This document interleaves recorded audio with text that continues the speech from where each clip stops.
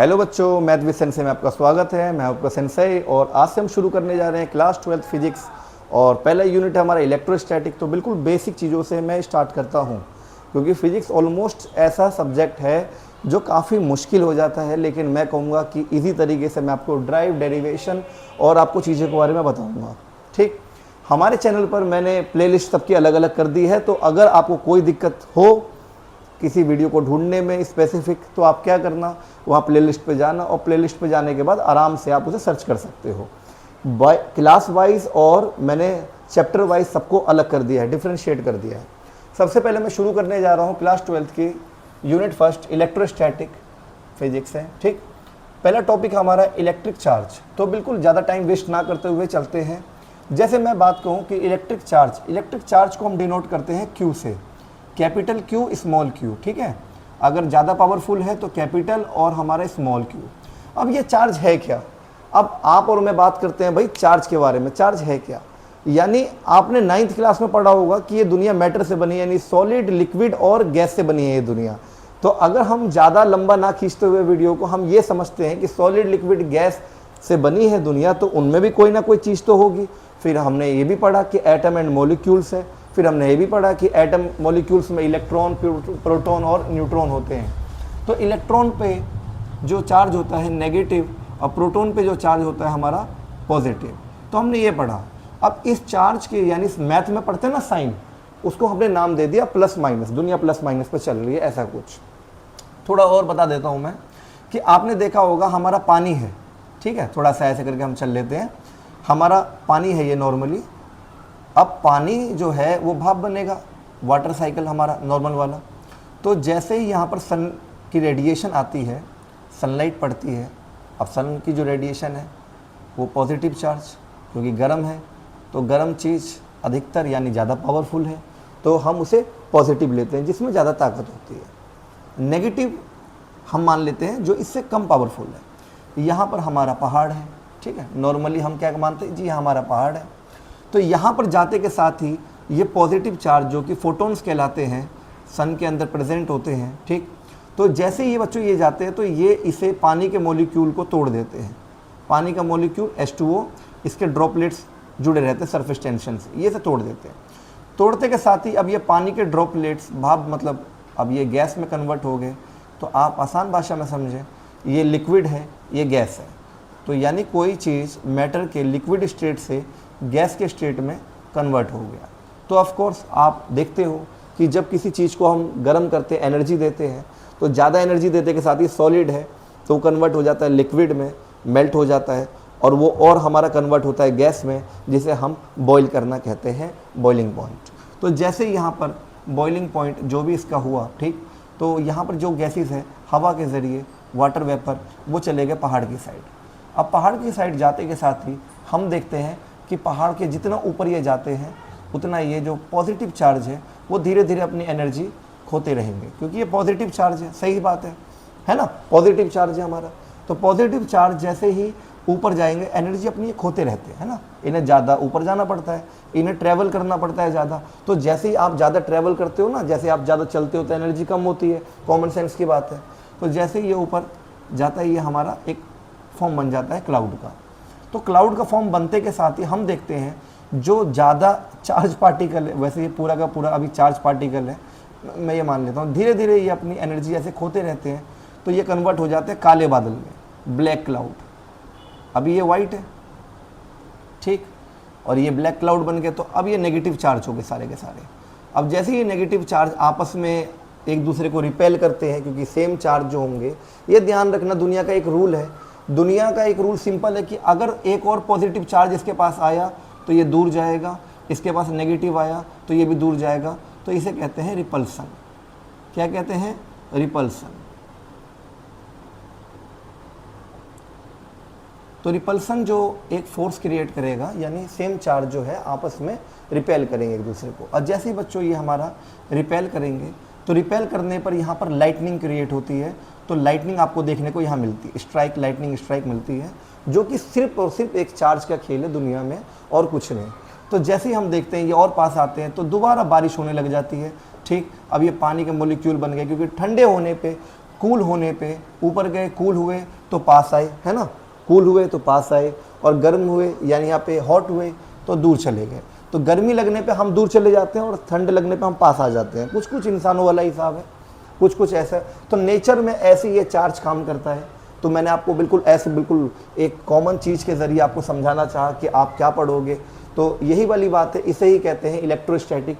जो भी science charge के बारे में होती है उसे इलेक्ट्रोस्टैटिक कहते हैं। अब एक और चीज़, रिपेल तो होगा, तो रिपेल होगा तो यानी यहाँ पर मूव करेगा, मूव करेगा तो किसके कारण, फोर्स के कारण, क्योंकि ये मार्कर है हमारे पास। जब तक इस पर कोई बाहर का कोई पार्टिकल नहीं आता तो ये अपनी जगह से क्यों हिलेगा, है ना। तो वो रिपेल करेगा, अगर इसके जैसा आया तो रिपेल करेगा, दूर जाएगा, और इसके जैसा नहीं हुआ तो अट्रैक्ट करेगा। तो अगर यहाँ पर पॉजिटिव और नेगेटिव चार्ज हुए बच्चों, पॉजिटिव और नेगेटिव चार्ज, तो एक दूसरे की तरफ ये अट्रैक्ट करते हैं, ध्यान रखना। तो फोर्स आपके दो टाइप के हो गए यहाँ पर, एक फोर्स हो गया आपका रिपेल और एक फोर्स हो गया आपका अट्रैक्ट। तो ये दोनों टाइप के आपके फोर्स ही कहलाते हैं। तो इसे हम कहते हैं आपका इलेक्ट्रोस्टैटिक फोर्स। क्या कहते हैं इसे, इलेक्ट्रोस्टैटिक फोर्स। तो यही हम शुरू से पढ़ेंगे। तो बने रहना वीडियो में, वीडियो अब रेगुलर आएगी, प्लेलिस्ट में देखते रहना। तो बेसिक तो मैंने आपको बता ही दिया है, फिर भी कोई डाउट हो कमेंट में बताना, और हमारी वेबसाइट पे ज़रूर आप एक बार विजिट करना। आप गूगल पे मैथ विद सेंसेई सर्च करें और मैथ विद सेंसेई बिल्कुल आप गूगल पे देखोगे। तो शुरू करते हैं चार्ज के बारे में। तो चार्ज आपने क्लास 10th में पढ़ा होगा। तो चार्ज हमारे वैसे यहाँ पे पॉजिटिव और नेगेटिव मैंने बता दिया, आपके दो टाइप के होते हैं चार्ज, पॉजिटिव और नेगेटिव। इसके वैज्ञानिक जो बताने वाले थे वो थे कूलम्ब्स। तो ऐसा यूनिट कूलम्ब्स रखना, अगर कहीं पे भी आपको कोई दिक्कत लगे, देखो जो वैज्ञानिक ढूंढता है उसी के नाम पे उसकी ऐसा यूनिट रहती है। तो यहाँ पे सिंपल सा चार्ज के ऐसा यूनिट कूलम्ब है। तो इसके फॉर्मूले क्या हो गए, सिंपल n इंटू में e, क्लास 10th के हिसाब से n इंटू में e। तो n इंटू में e आप देखोगे, यानी n का मतलब है नंबर, e का मतलब है इलेक्ट्रॉन। तो n का मतलब यहाँ क्या होगा, n का मतलब होगा नंबर आपका, ठीक है, और e का मतलब होगा इलेक्ट्रॉन। इलेक्ट्रॉन की वैल्यू होती है 1.6 इंटू 10⁻⁻19 कूलम्ब। तो ये याद रखना, ये तो वैल्यू फिक्स वैल्यू रहती है, नंबर आपको यहाँ दे दिया जाता है। और एक और फॉर्मूला आता है आपका कि I इक्वल्स टू Q/T। ये फॉर्मूला आपको कहाँ से मिला, 10th क्लास से मिला। तो बिल्कुल कहाँ से और समझना कैसे है। तो I का मतलब होता है करंट, ये ध्यान रखना। I का मतलब क्या है हमारा, करंट, और करंट की ऐसा यूनिट क्या रहती है हमारी, एम्पियर। Q का हमारा क्या रहता है, Q का मतलब है चार्ज, जैसे हमने भी ऊपर पढ़ा, जो चार्ज का इंट्रोडक्शन था, ऐसा यूनिट होगी कूलम्ब्स। और T का मतलब होता है हमारा बेसिक टाइम, टाइम की ऐसा यूनिट होगी हमारी सेकंड। ध्यान रखना, बिल्कुल 10th क्लास का ही बेस है। मैं शुरू से शुरू करके लेके चल रहा हूँ। जिन बच्चों को ये समझ में नहीं आता वो हैंग हो जाते हैं, कहते हैं भाई कहाँ से आ गया ये, ठीक। तो अब मैं मान लेता हूँ कि एक हमारे पास कंडक्टर है। अब ये इतनी मोटे मोटे साइंटिफिक वर्ड में थोड़ी है, साइंस का मतलब तो है आसान करना। अब इतने भयंकर शब्द मैं बोलूँगा, चार्ज, नाइट्रो, ठीक है, नंबर, इलेक्ट्रॉन, चार्ज, ये क्या कहते हैं, करंट है, टाइम है, ये सब नहीं समझ में आता, ठीक है, नहीं समझना भी है। तो मैं कहता हूँ कि हमारे पास इतना तो पता होगा, बेसिक बात बताता हूँ। जैसे ये मार्कर है, ठीक, तो इसमें ये एटम से बना होगा, आप एटम से बने, हम एटम से बने, एटम से ये पूरी दुनिया बनी है, और उसी एटम के अंदर इलेक्ट्रॉन, प्रोटॉन और आपके न्यूट्रॉन रहते हैं। न्यूट्रॉन तो आपका न्यूट्रल चार्ज रहता है, तो उसका नाम ही न्यूट्रॉन है, उसको छोड़ दो आप। तो यहाँ पर हमारे पास बहुत सारे पार्टिकल्स हैं, ठीक है, मतलब एक हमारा कोई कंडक्टर है, कंडक्टर, नॉन कंडक्टर, वो भी आपको अभी समझ आ जाएगा उसे क्यों कहते हैं। मेन रीज़न है कहते क्यों हैं। तो हमारे पास यहाँ पर इलेक्ट्रॉन है बहुत सारे, क्योंकि सभी चीज़ों में इलेक्ट्रॉन होते ही होते हैं, ठीक है बच्चों। तो ये मार्कर हुआ, ये लकड़ी है, या हमारे पास कोई भी चीज़ है, तो उसमें इलेक्ट्रॉन है, सारे इलेक्ट्रॉन शांत पड़े हैं। अभी इसके अंदर जो इलेक्ट्रॉन है शांत पड़े हैं, अभी कोई डिस्टर्बेंस नहीं, कोई कुछ नहीं, कोई हो रल्ला नहीं, है ना। हो रल्ला कब होता है, हो रल्ला होता है जब कोई बाहर का व्यक्ति आ जाता है, जब कहते हैं हो रल्ला हो गया। तो हो रल्ला होने के लिए यहाँ पर मैं देखता हूँ कि यहाँ जो इलेक्ट्रॉन है ये बिल्कुल शांत पड़े हैं। तो यहाँ से सनलाइट आई, मैंने कहा ना कि सनलाइट आई या बाहर से कोई, तो ये सनलाइट में पॉजिटिव चार्ज रहते हैं, ये देखो पॉजिटिव चार्ज, ठीक। और मैं यहाँ भी कह देता हूँ, क्योंकि यहाँ पर फोर्स तो आएगा ही, तो यहाँ सारे के सारे ये पॉजिटिव चार्ज हैं भाई, ठीक है।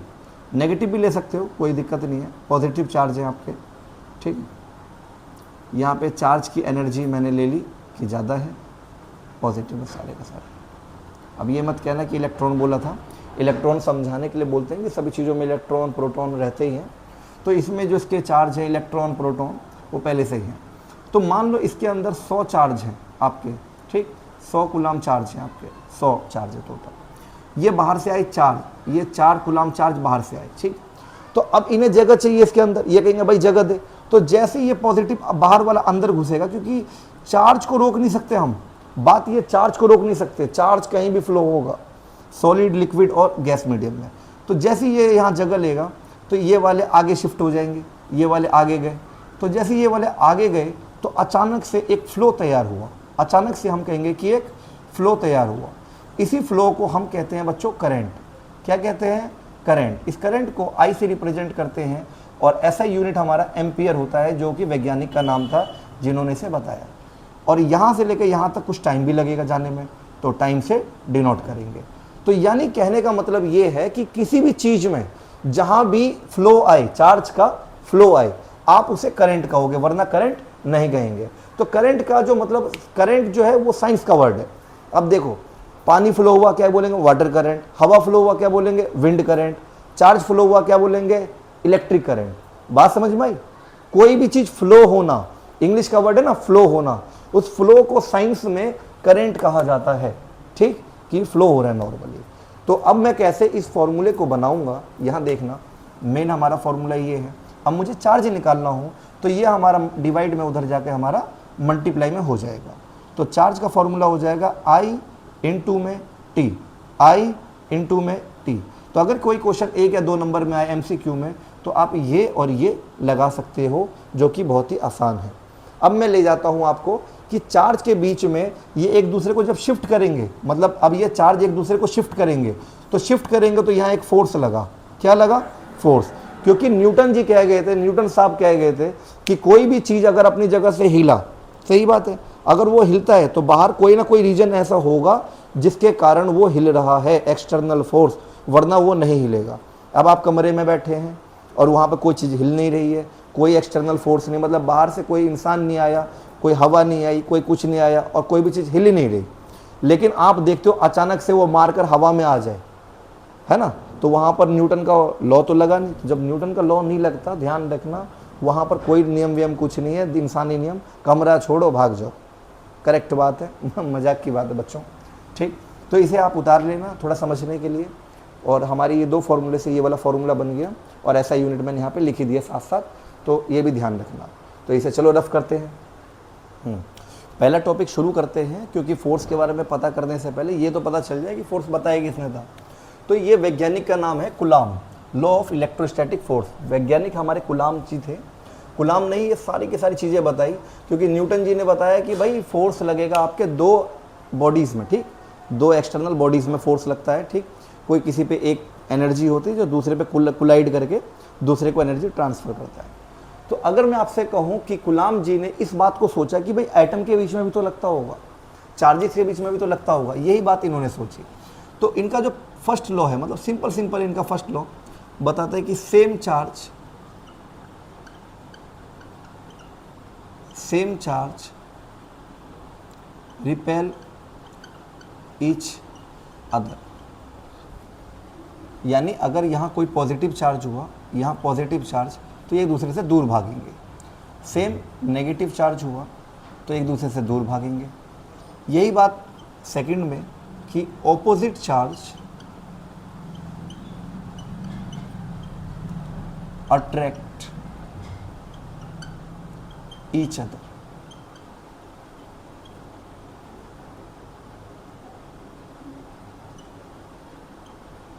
ठीक, जैसे पॉजिटिव और नेगेटिव, तो ये एक दूसरे की तरफ अट्रैक्ट होंगे। तो देखो दोनों कंडीशन में फोर्स लगा, यहाँ भी अगर ये दूर गए, यहाँ दोनों में, यहाँ भी, तो यहाँ फोर्स लगा, राइट, और यहाँ भी ये दोनों अब यहाँ पर अट्रैक्ट हुए, तो यहाँ भी हमारा फोर्स लगा। तो सिंपल बात ये है कि फोर्स लगा जी, अब फोर्स निकालो। तो इसीलिए मैंने कहा है कि यहाँ पर इलेक्ट्रोस्टैटिक फोर्स कहते हैं। तो देखते हो ना बिजली का कड़कना क्या है, वो वहाँ पर जो बिजली लाइटनिंग होती है, थंडर जो होता है, वो इनके कारण ही तो होता है और किसी के कारण होता है। तो मैं मान लेता हूँ कि हमारे 2 चार्ज हैं, पॉजिटिव और दूसरा चार्ज हमारा है नेगेटिव।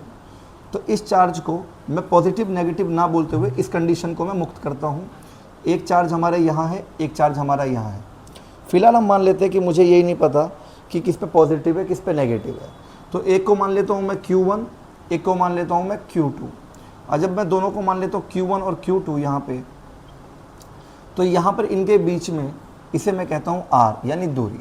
अब देखो मैग्नेट वाला हिसाब है भाई कि मैग्नेट को पास लाओगे तो मैग्नेटिक फील्ड ज़्यादा स्ट्रॉन्ग होगी, दूर ले जाओगे तो वीक हो जाएगी। सेम चार्ज का भी हिसाब यही है। R का मतलब रेडियस, क्योंकि इनका रेडियस रहता है ना, यहाँ से यहाँ तक रेडियस रहता है, यहाँ से यहाँ तक इसका भी रेडियस रहेगा, तो ये रेडियस की बात होगी। तो यानी फोर्स हमारा डायरेक्टली प्रोपोर्शनल है चार्ज के, कि अगर हमारा जो चार्ज है Q1 और हमारा इनटू Q2, अगर ये दोनों में से कोई एक भी स्ट्रॉन्ग होता है तो फोर्स बढ़ जाएगा। मान लो Q1 यहाँ इतना बड़ा हो गया, तो Q1 चाहे पॉजिटिव है नेगेटिव है, उसका फ़र्क इस पे पड़ेगा, है ना। अगर ये प्लस हुआ, ये भी प्लस हुआ, तो इसे दूर फेंकेगा, और अगर ये माइनस हुआ तो इसे खींच लेगा। तो फोर्स तो लगना है, ठीक। मतलब ये दोनों कंडीशन की बात मैं एक बार में कर रहा हूँ यहाँ पर। तो यहाँ से मैं इसकी ड्राइव करवा रहा हूँ बच्चों, ये ध्यान रखना। तो यहाँ पर इसकी एक छोटी सी ड्राइव होगी आपकी कूलम्ब्स लॉ इलेक्ट्रोस्टैटिक फोर्स की। तो ये तो इसकी थ्योरी हो गई, ये इसकी ड्राइव हो गई। और इनके बीच में जो दूरी पैदा करता है वो है R। तो R हमारा इन्वर्सली प्रोपोर्शनल का स्क्वायर है, क्योंकि दूरी पैदा करता है। अब दोनों को मैं मान लेता हूँ, इसको मान लेता हूँ इक्वेशन फर्स्ट, इसे मान लेता हूँ इक्वेशन सेकेंड। अब दोनों को अगर मैं मान लेता हूँ एक इक्वेशन, तो ठीक है। अब मैं क्या करता हूँ, दोनों इक्वेशन को मिलाता हूँ, यहाँ पर लिख लेना वो लिखने का आपका, ठीक है। Q1 इंटू में Q2 अपॉन में R स्क्वायर, ठीक है। तो दोनों को अगर हम यहाँ पर सॉल्व करते हैं, इसके आगे क्या रहेगा, तो F डायरेक्टली प्रोपोर्शनल हमारा था Q1 Q2 अपॉन में R स्क्वायर के। अब दोनों को हमने यहाँ पर मिला तो दिया है, तो एक काम करते हैं, इसको हटाते हैं। थोड़ा मैं ऐसे बता दूं आपको, ये हमारा डायरेक्टली है, ये हमारा इन्वर्सली है, दोनों फोर्स के लिए हमने निकाले, तो दोनों इक्वेशन को वहाँ मिलाया। अब इसे हटा के इक्वल्स टू लगाते हैं, इसकी जगह K आ जाता है, जिसे हम कहते हैं मीडियम कॉन्स्टेंट। कभी भी ध्यान रखना, कभी भी ये अल्फ़ा जैसा दिखाई दे ना आपको, तो इसे कहते हैं आपका कॉन्स्टेंट। तो कभी भी इसे हटा के आप K को यूज़ कर सकते हो, जिसकी वैल्यू होती है 9 इंटू 10 की पावर 9। अब इसे सॉल्व करते हैं कैसे हैं भाई, देखो ज़रा, इसे सॉल्व करते हैं हम कुछ ऐसे। K तो हमारा कांस्टेंट रहता ही है, इसे सॉल्व करते हैं 1/4 पाई एप्सिलॉन नॉट। अब जब इसे सॉल्व करोगे तो आपका 9 इंटू 10 की पावर 9 आएगा। अब ये आया कैसे, तो यहाँ पर बिल्कुल सेम टू सेम ले लेते हैं, 4 का 4, पाई की वैल्यू 22/7, 3.14 भी ले सकते हो आप इसे सॉल्व करके, ठीक है। किसी को ना समझ में आए तो कमेंट में बता देना। और इसकी वैल्यू होती है 8.85 10 की पावर -12। अब इसे सॉल्व करके 9 इंटू 10 की पावर 9 न्यूटन पर कूलम ये रहता है हमारा। तो इसे हम कहते हैं मीडियम कांस्टेंट। यानी अगर हम बात करें इस कांस्टेंट की, तो चार्ज कहीं भी फ्लो हो सकता है, सॉलिड में भी, लिक्विड में भी और गैस में भी, और सबसे बड़ी बात इनसे अलग वैक्यूम में भी। यानी इसे किसी मीडियम की ज़रूरत नहीं है। मेन बात ये सबको आर पार कर जाएगा, है ना। तो ये हमारा रहता है कांस्टेंट। तो F equals to 1/4 pi epsilon nought, ठीक है। इसे क्या कहते हैं, एप्सिलॉन नॉट कहते हैं बच्चों। यहाँ पर इसे, तो इस ई का नाम है एप्सिलॉन। तो ये आपकी क्लास में अभी जोड़ा है, इसलिए इसका ध्यान रखना। और इसकी वैल्यू ये रहती है हमारी 8 ये यहाँ लिख देता हूँ 8.85 10 की पावर -12, ये इसकी वैल्यू रहती है। अच्छे से याद रखना, आप नहीं भी रखोगे क्वेश्चन में आपको गिवन दे देगा ये। तो यहाँ पर चार्ज 1 Q1 Q2 और R स्क्वायर।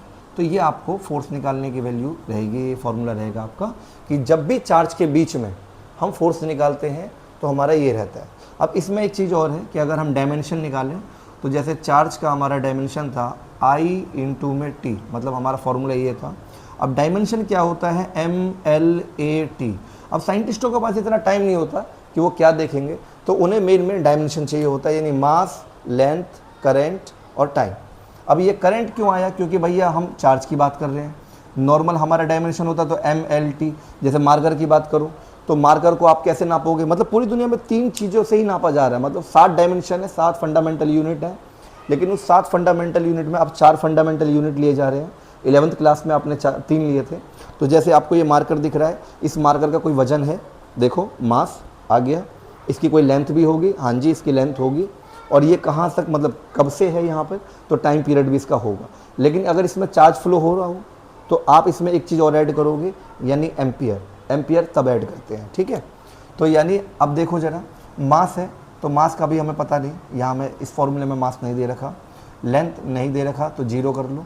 हमारे पास आई कैसा यूनिट ए होती है, टाइम कैसा यूनिट ए होती है, 1 हमने यहाँ पे लिख दिया है, ठीक है। क्यों लिख दिया, क्योंकि ये आपस में मल्टीप्लाई में है। तो ये हमारा डायमेंशन हम ऐसे निकालेंगे। तो आगे से अगर डायमेंशन आए, क्योंकि एमसीक्यू में आ जाते हैं, तो सबका डायमेंशन आप ऐसे आराम से निकाल सकते हो, ठीक।